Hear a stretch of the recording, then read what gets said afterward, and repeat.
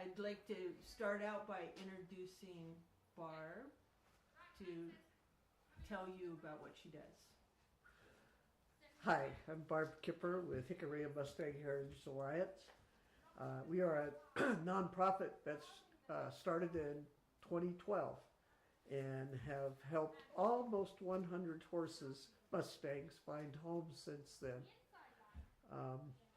We are very focused on the New Mexico Mustangs, the El Rito herd and the Hickory herd that is under the management of the United States Forest Service. We have an agreement with the Forest Service to general and adopt Mustangs. And over the years, we have grown significantly in our management of the herd and our partnership with the Forest Service to do things to support the herd and not devastate the herd, and to support the land. So I'd like to interrupt right there because, Well, who are you? well, I'm Patricia Barlow Irick. Everybody knows me already, right? No, but Barb is working on this project that I think is a model for the whole country to look at. And what's really, really great about it is that there's a collaboration between all the stakeholders about those horses in that area. And so these people have been meeting every month since 2019, and they've come up with, whether it's the horse advocates or whether it's the livestock owners or whoever's involved, the Forest Service, whoever's involved, they meet and they talk about how do we make this work. And what's happened over that period of time is that everybody that's been involved has added to the project, and there's been a lot of collaboration and really good things have happened about that. What I see is happening in the whole country is that there's like, oh, we'll just like give it to the government and it's their job and they'll do it. And the problem with doing that is then the government has not really very many choices but to contract with people to do the parts of it, whatever the parts of it is, whether it's monitoring the horses, giving the horses PCP, gathering the horses, all this stuff has to just be contracted out, and then there's huge numbers and it's overwhelming to the whole process. But if you just look at the Carson project as a model, is that they have broken it down where it's good for the community. It's good for the community, and people. Well, it's grassroots instead of being institutionalized, which is Exactly. The BLM model is institutionalized. And anytime you have a large institution, there's going to be a lot of facets that we're not going to agree about, and Exactly. and you have to a lot of the government officials are taking the word of these private people that they know what they're doing. Right. If you're a good salesman, you can market what you do, like the helicopter roundups, Right. or ATV, or the holding Absolutely. pens, and if you're in with them, you're buddies with them, Right. then you can get the contracts, Right. But and then it's- you have no oversight It's or such minimal. a better model to have Yeah. it in the community. It's grassroots. So I really, really want to promote anybody that wants to come and make a film about what Barb's doing. I Yeah, think and should. even through all the health issues, Barb, right? Yeah, Because I saw you, like now you're on your scooter training Mustangs on your motor scooter. that's true. Yeah, I saw. Yeah. So yeah, life throws you some Well, you curves. can't give up horses just because you're hurt. I cannot give up Mustangs, and the passion and love for the Mustangs is so deep that I just spent 3 days with the Forest Service in demonstrating my commitment to building the bridge. Didn't they change management on your Change- side? Like who's doing the corrals? Yes, we've got management changes that have. And we thought Megan was going to be able to take over that facility, that part, Yeah. and they put somebody else in there. Yeah, so we've got Yeah. some changes that continue to to help create the bridge. With that model, didn't they? Weren't they going to wait to geld, like put it on the person who's adopting, No. bidding on? Are they gelding now beforehand because they weren't? They still have the guidelines, but Like 3 years old? we are beginning to move the dial on some of Because the guidelines. that was problematic. You guys were adopting out, not you personally, Barb, but There's still an issue. the Carson National was adopting out the horses ungelded. From 2 years and under. So it went to 2 because they could not get a vet who would agree to work with those horses beforehand, and they thought the likelihood of the crypt orchid would correct itself by 2 was some of the thinking with that. But then the people would agree to geld them, and then Not they geld. didn't geld them, and so then you have an overpopulation issue. Yeah, Yeah. It's the problem is still there. Yeah. But like I said, I feel like we still have the opportunity to continue to chip away at some of the red rules, if you will. Yeah, well, there's still a lot of thinking around the gelding that even when I go into the native communities, the indigenous communities, they believe that you should not geld before 3 years old because they have mobile castrators that go out, like they banned the cattle, that they have these mobile castrators that, like, if they think that the horse will be strong enough at 3 years old to bleed out and still survive.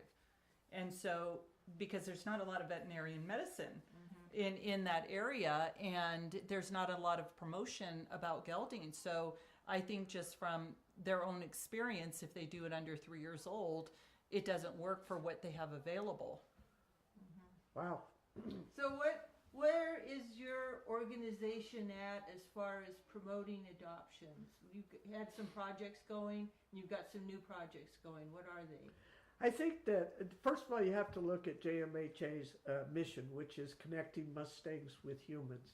And I think, as all of our organizations, we have to continue to educate people on the magnificence of these Mustangs and what they can bring to heal people, to be great partners, to be great trail horses, whatever. In that line, we have to continue to educate. And so, sometimes just best friends. and Like sometimes just best they're, friends. I mean, they're not responsible for transporting us around. Right. Some have no interest in that. Yeah, But that's they true. might be perfectly fine being your best friend out in the paddock area. That's right. Yeah. And I think that, it's around education. I think the more that we can also create programs to educate people about how to be better horsemen, we'll get better homes for these Better, mus- yeah, humane Humane training training. techniques is the big thing, because they come, Patricia could speak to that. Go ahead. It's because you have, I've seen your techniques, and I do very similar. Yeah. I have my fanny pack even ready. Right. Like I have mine too. Right. But I go in with the hairbrush. Like that is my the brush. That's really And good on the with ground with the hairbrush. with Like young animals. oh, I Very- literally would not very go good. in with the rope and the Yeah. and the baggy. So no, I set out to develop a way to train Mustangs using positive reinforcement, because I'm basically a scientist. I've got a PhD, and I'm like, sciencey kind of person. Mhm. So I'm like, okay, how do we make this Like work? applied And how do behavior we- analysis. Yeah, so Yeah. all the applied behavior analysis and I really studied what everybody else did very carefully, and I was very interested in all that stuff. But what it turned out was with the Mustangs, when you're dealing with something like what Barb's dealing with, when you've got a whole gather, you don't just have you don't just Yeah. go get the 2-year-olds out Yeah. in. You've got The herd. the whole herd, Yeah. everybody Yeah. from the old ones to the young ones. Yeah. And you got to figure out how It's to like get- a football team. It's a totally It's like different navigating NFL football game. team, It's a isn't totally it? different game. So Yeah. when you what I've learned is that the old horses, they know what it means to starve. They know. They Mhm. already They, know. they know. They Absolutely. they are happy to work for food. Mhm. So the barriers that you have to trying to do pressure release with an Mhm. older horse. You just don't have that with positive reinforcement where you offer food. Do you feel like a lot of these horses are, if you meet, you know Maslow's hierarchy of needs? Mm-hmm. And with the most basic is you need to have your basic needs met. Which You is need to have food, food. water, shelter, and then you need companionship and a sense of belonging, and then a sense of some sort of responsibility or passion that kind of keeps you engaged in life.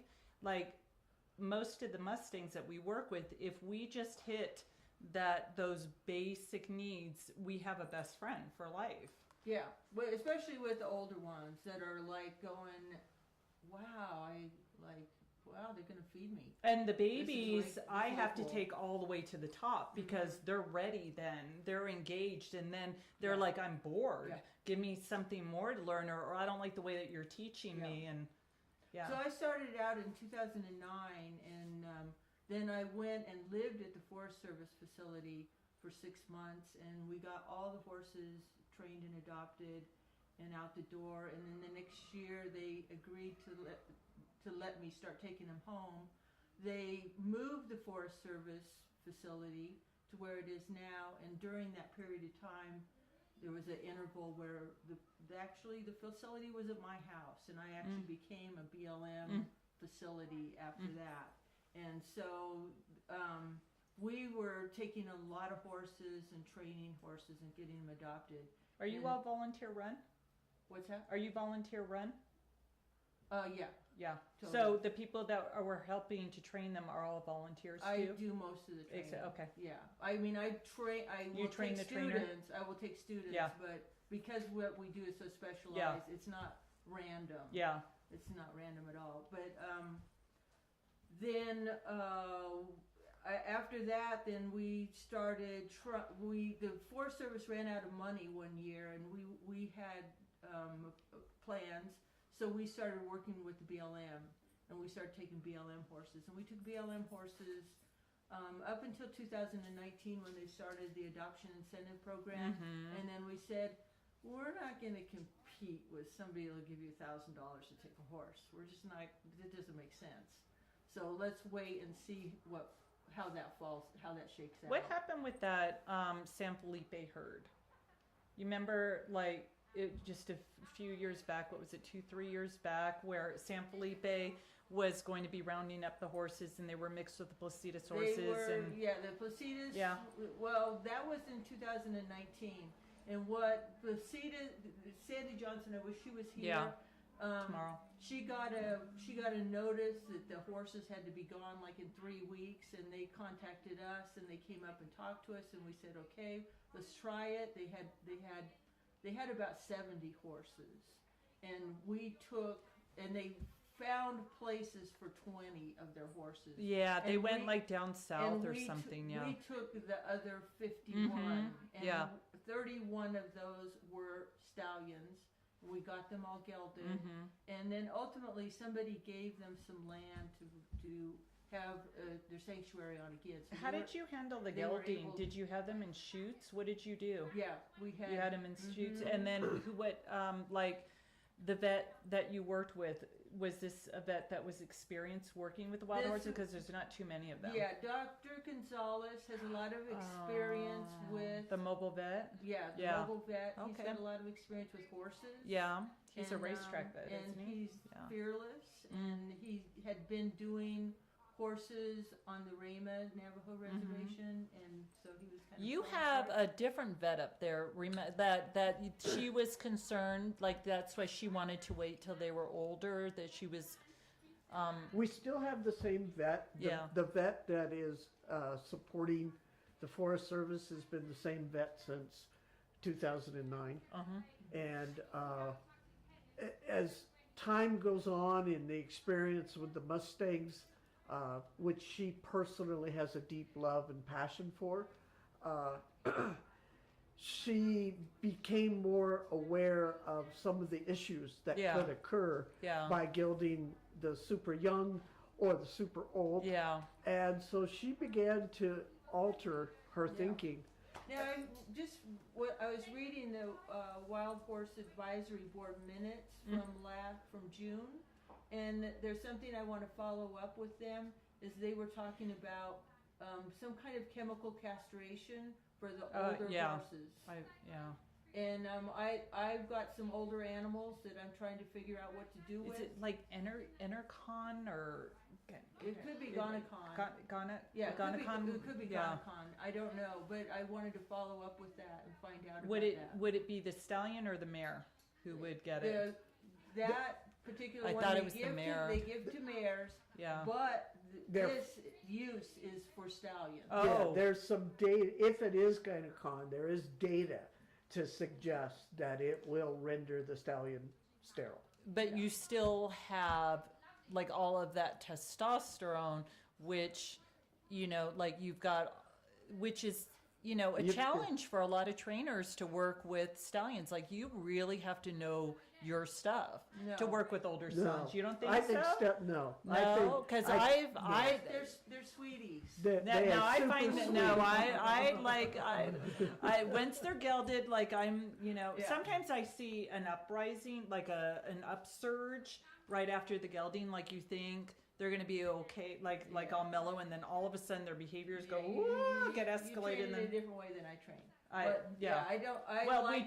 like the stallions. We don't allow them to be like as soon as they drop is when we geld. I geld when I can get a vet.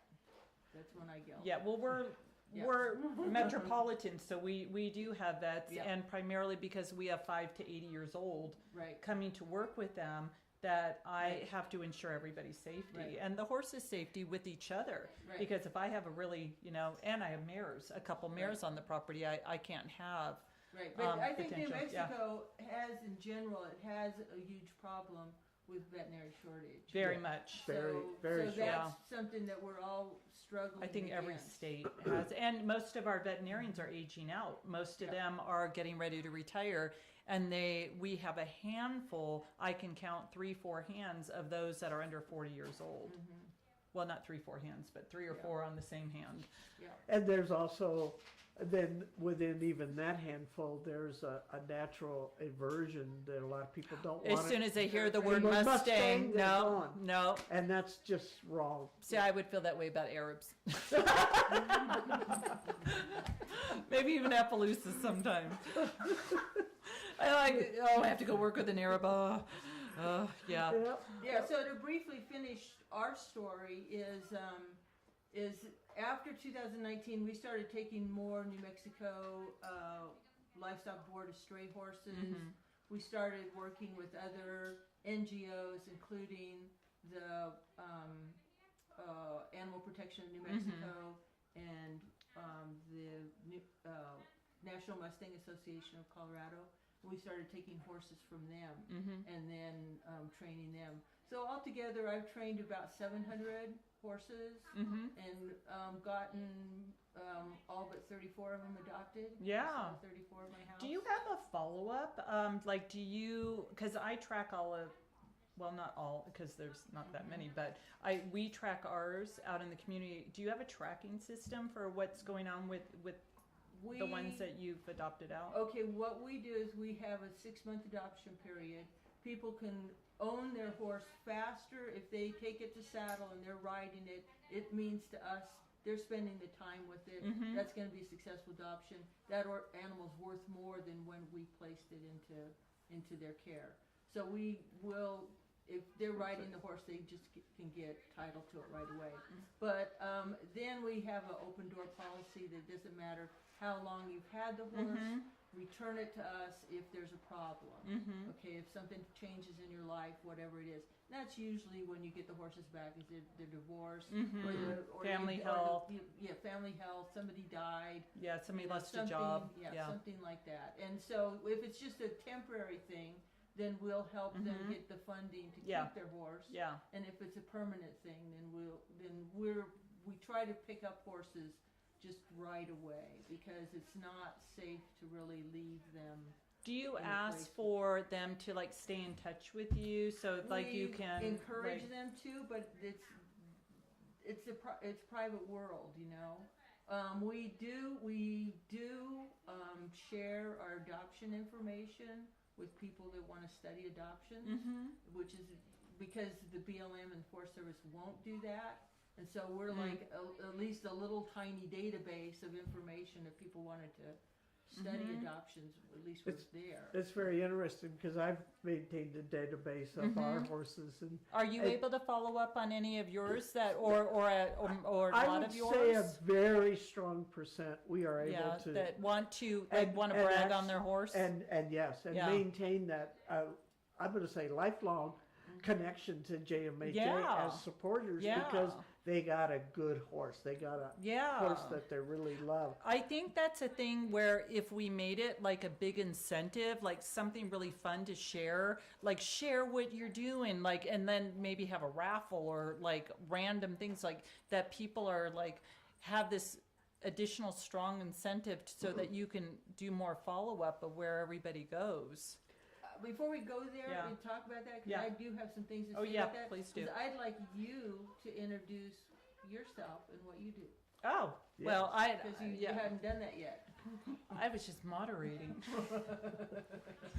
I'm Shani Silver with Penny Lane Foal Rescue, and we rescue and rehabilitate orphan and abandoned foals throughout New Mexico and the Navajo Nation. Our focus is pretty much the Navajo Nation and on indigenous land, where we're working with the rangers.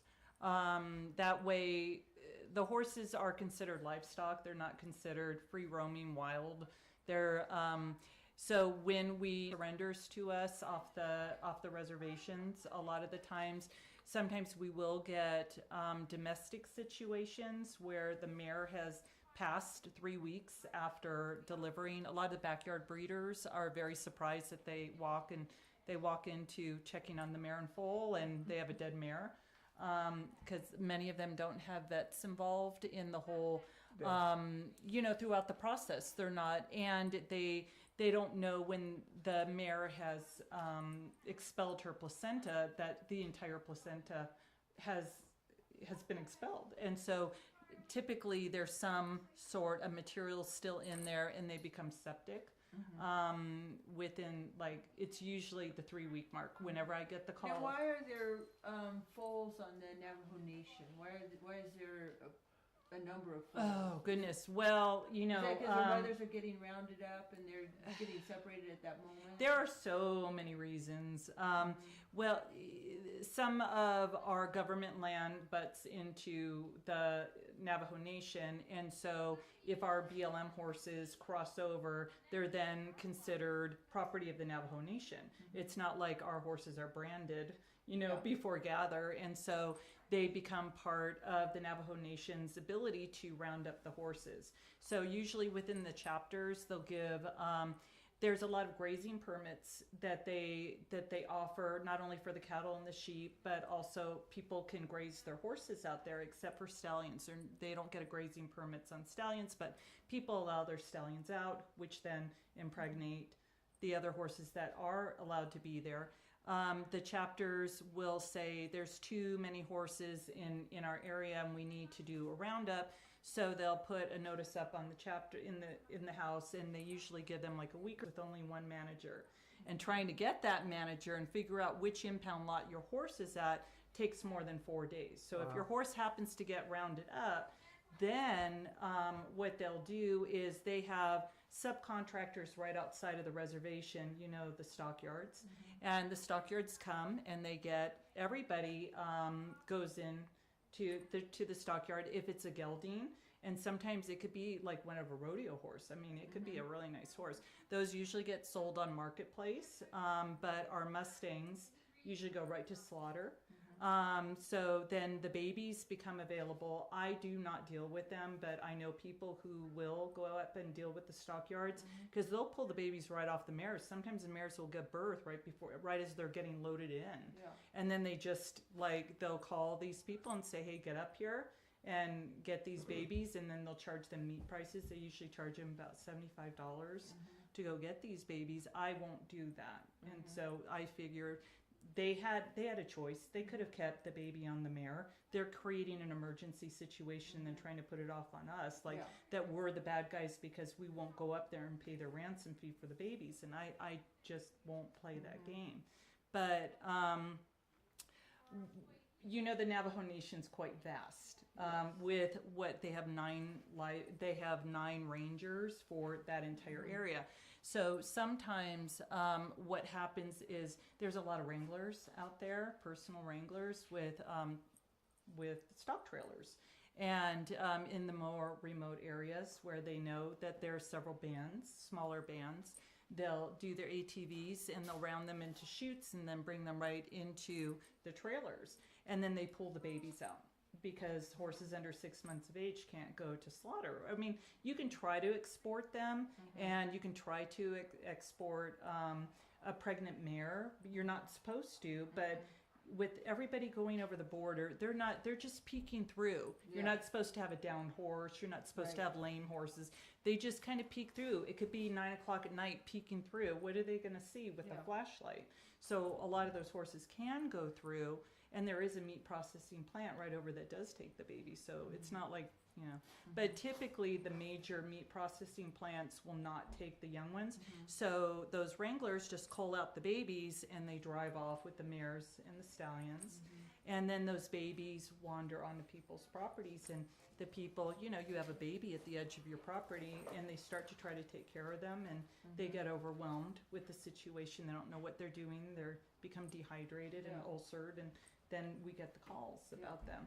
So it makes it much easier, though, when we can have a ranger involved that can do the paperwork for us, ideally, because, you know, that's like, you know, you have to be you have to be really careful. But I want to tell a funny story about myself. And I was at one of those auctions, and I was 18 years old, maybe, I don't know. And they did that, and there was this little white foal. Just born. They do that at the auctions from all the his, time. and his mother was going to the kill buyer. And nobody would bid on that horse, and I bought that horse. And I did it. I lived out of a backpack at that time. I did not have a place. Okay, I had no horse facility, but I knew I had to save that horse. So I get that horse, and I managed to get a ride back to where I was staying, and I went to the neighbor's place and stole their mare. And I brought that mare and tried to get that baby to nurse, and that wasn't working out, and I ended up taking that mare back. And then there was another place. It was a dairy down the road, and I went right there and I said, you know, you got to take this horse and rescue it. So that horse grew up and became an adult horse at the dairy. So it turned out well, but but you just see those babies and they just are the mother's going off to the kill pen. You got to do something. They do it all the time at the auctions. And what's interesting is when I try to get data on the foals through the livestock board, they put them all as weanlings, and I'm like, they are not weanlings. They're literally, they barely have their teeth cut through, or they don't even have their teeth cut through. They were pulled off that day. And I said, and you're marking them as weanlings, like it should be illegal. It's not illegal. You can separate the mare from the foal, and it's just like, you know, what they do with cattle, with milk cows, with the dairy cows, they just, once they get the colostrum, they stick them on a milk truck. And so these orphans, because they're livestock, they're not companion animals. They don't have any rights. They have the same rights as if they were a dairy cow or a meat cow, but they're not. And so it's definitely. So how are we doing for time? 10 minutes. Okay, I want to talk about one thing that has to do with exactly with that. There's two things. There's two parts that people need to know about New Mexico and the wild horse legislation that's happened. So in 1971, after the laws got originally passed, then the cattlemen were like, and the livestock board was like this too. It's like, you know, we're not going to respect, you know, Congress has overreached itself, and you don't have any right to deal with these horses, and we're just going to ignore that. And so what happened, and I'm not sure exactly where this happened, but I think it was Three Rivers, New Mexico, near Alamogordo. I'm not sure, but I think. And the livestock board, the BLM, somebody rounded up some burros, and they should have been BLM animals. And the livestock board took them and sent them to that facility in Santa Fe, the prison one where they kept all the horses. No, this was 71. Oh, this okay. was long Yeah. before any of that happened. Yeah. So then what happened was there was a lawsuit, and the BLM, basically the head of the Department of Interior or whatever it is, sued the state of New Mexico Livestock Board. And so that's where it went to the Supreme Court, but that's where it became that the Livestock Board had the authority to enforce the Wild Horse and Burro Act. Because before that, it hadn't really happened. Oh, I thought you were going to say that they had no jurisdiction over the wild horses. That's what the argument was, and the Livestock Board just wanted to ignore the federal authority. But that's basically the start of the Sagebrush Rebellion. Is like suddenly the cattlemen are feeling like the feds are telling them what they can and can't do, and rounding up these wild horses was one thing like that. Okay, so that's way back a long time ago. Now I wish Sandy Johnson was here because she could have talked tomorrow. She could have talked about this. Yeah. But in the last few years, there's been another Supreme Court case that the New Mexico, and Clea would be able to talk about this too. But basically the way that it worked was that the advocates sued and said the Livestock Board cannot manage the wild horses because they're not livestock. So the Livestock Board was no longer able, if there's a herd that has been there for some historical time, they're not supposed to touch them. But because they do. Because they are not livestock. All the time. Yeah.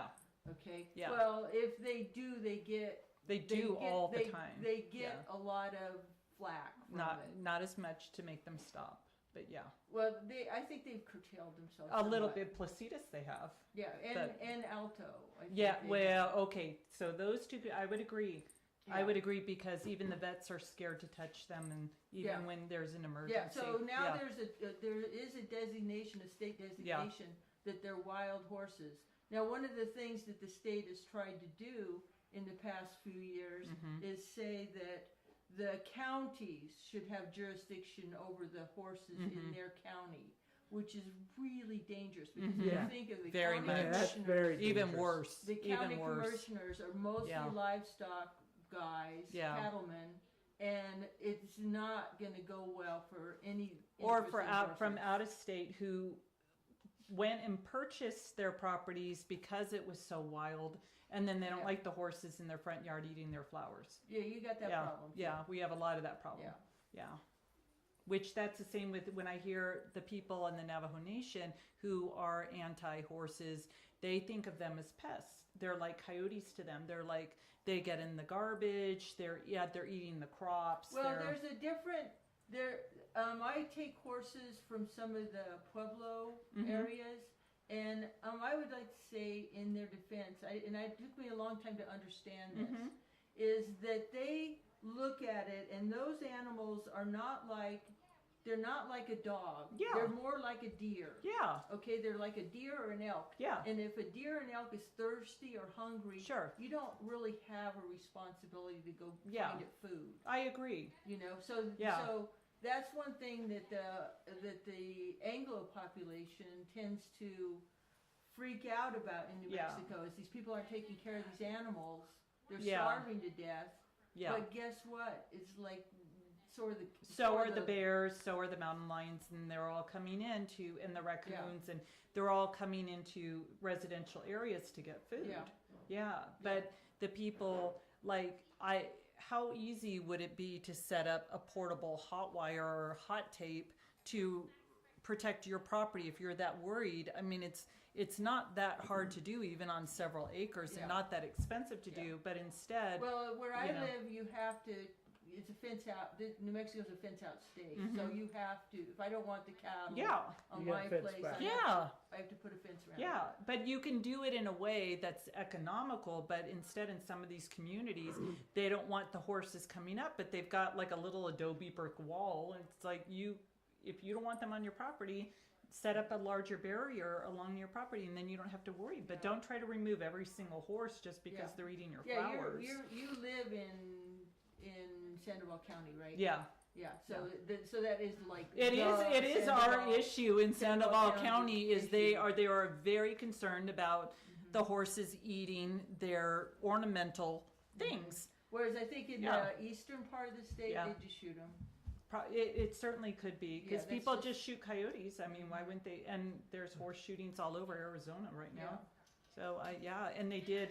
Do you remember what was it 4 years back where they were giving $10 permits on the reservation to shoot and for meat and hide, and we all went into an outrage about it, and she retracted it. And I mean, it is when you're thinking about horses and you're imagining, we're so idealistic about them in many ways. When we grew up reading books and seeing movies and just thinking about, we all wanted a horse, and I fell in love with Mustangs as a child.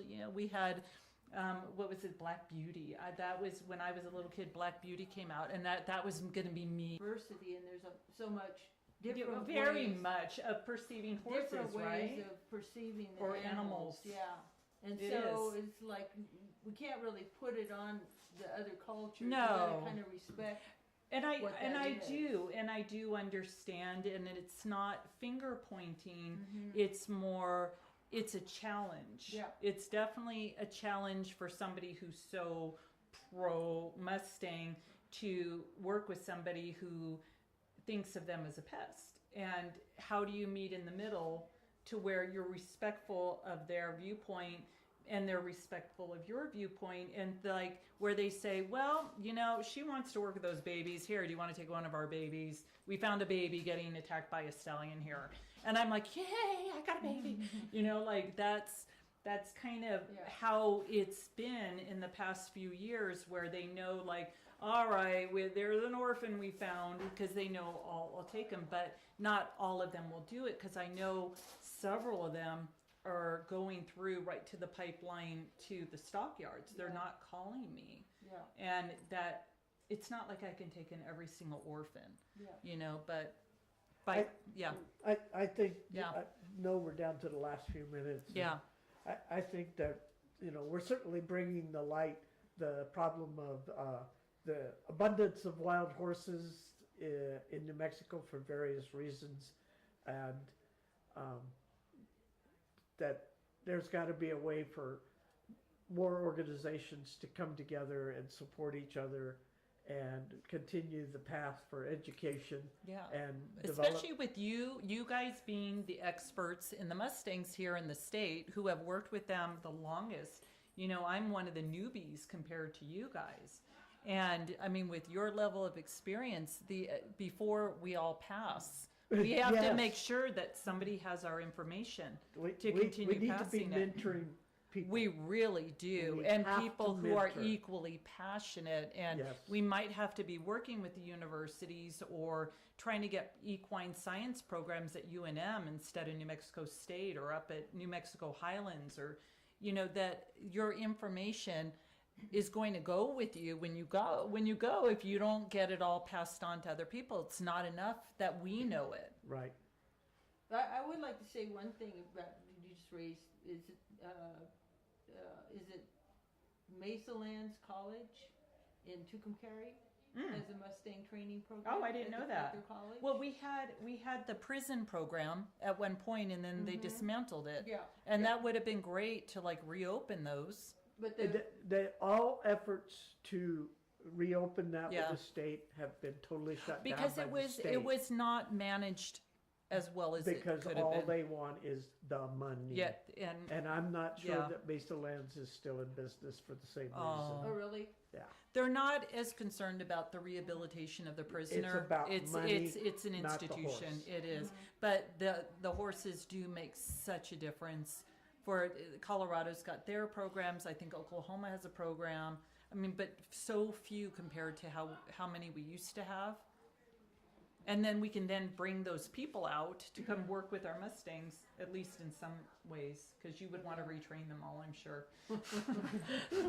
You would say, no, you're doing them all wrong. Yes. Y'all are 2 minutes, and I think you're up next as a Mustang. I am.